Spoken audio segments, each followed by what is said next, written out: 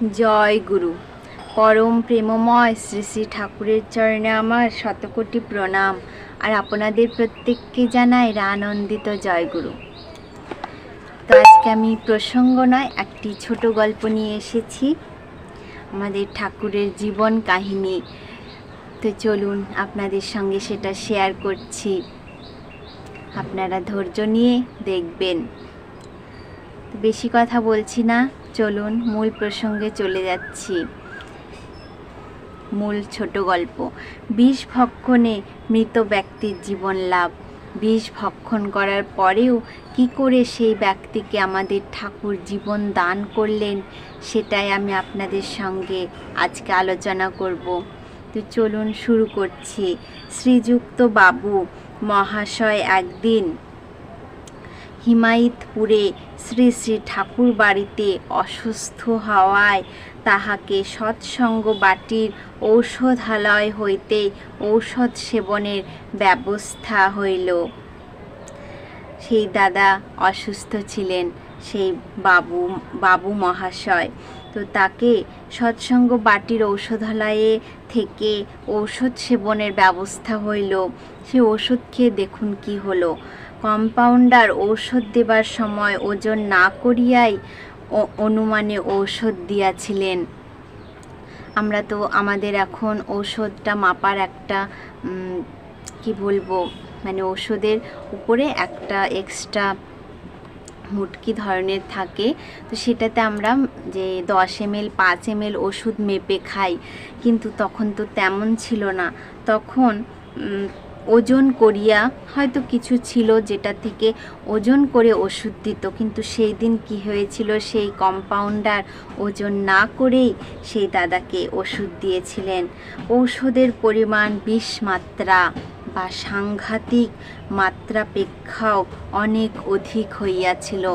এতটা ওষুধ দিয়েছিলেন যে সেই দাদা সহ্য করতে পারেনি, সেটা বিষ তুল্য হয়ে গিয়েছিল।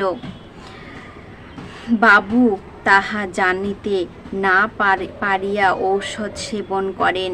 অতি অল্পক্ষণের মধ্যেই তাহার শরীরে অত্যন্ত বিষক্রিয়া আরম্ভ হইল। কম্পাউন্ডারকে জিজ্ঞাসা করিলে তিনি ভুল স্বীকার করিয়া প্রকৃত কথা বলিয়া দিলেন। তখন এমন অবস্থা যে প্রতিকারের আর উপায় নাই। বাবু বড় নির্ভীক পুরুষ। তিনি স্থির হইয়া শ্রী শ্রী ঠাকুরের নিকট অবস্থান করিতে লাগিলেন। তাহার আদেশে নাম কীর্তন ও নৃত্য করিতে লাগিলেন। কিছুক্ষণ এইরূপ করিবার পর আর পারিলেন না, শরীর অবসন্ন হইয়া পড়িল। শ্রী শ্রী ঠাকুর বলিলেন, পাবনা হইতে বড় ডাক্তার আনিলে হয়। বাবু মনে করিলেন তাহাকে বোধহয় পাবনা হাসপাতালে পাঠাইবার ব্যবস্থা হইতেছে, তাই কাতর কণ্ঠে বলিলেন, ঠাকুর, এমন সময় আপনাকে ছেড়ে কোথায় যাব ঠাকুর? আপনিই তো আমাদের পরম দয়াল, আপনাকে ছেড়ে কোথায় যাব? ক্রমে শরীর হিম হইয়া আসিল, অসাড় হইয়া পড়িল, সমস্ত অন্ধকার হইয়া গেল। তিনি চৈতন্য শূন্য হইয়া পড়িলেন। তার মৃত্যু যেন তার কোলে ঢলে পড়ছে, এমনতর অবস্থা হয়ে গেল সেই দাদাটির।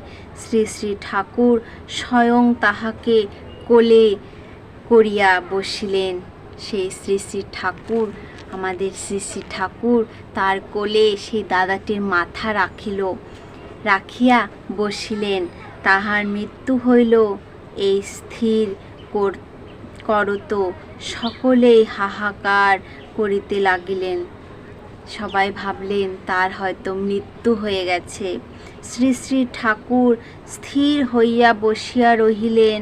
অনেকক্ষণ পরে তাহার কৃপা বলে ও সত্য নামে মাহাত্ম তিনি পুনর্জীবন প্রাপ্ত হইলেন।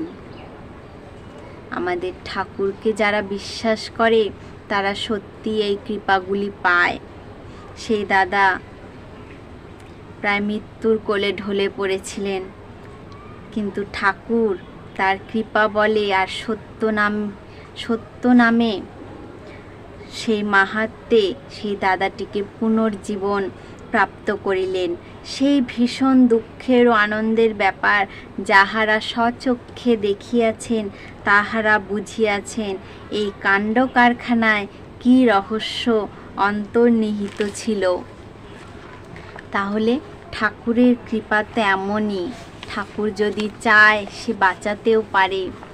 ঠাকুরের উপর যদি আমাদের আস্থা থাকে, যদি আমাদের বিশ্বাস থাকে, তাহলে ঠাকুর অবশ্যই চাইবেন যে আমার ভক্ত যেন বেঁচে থাকে।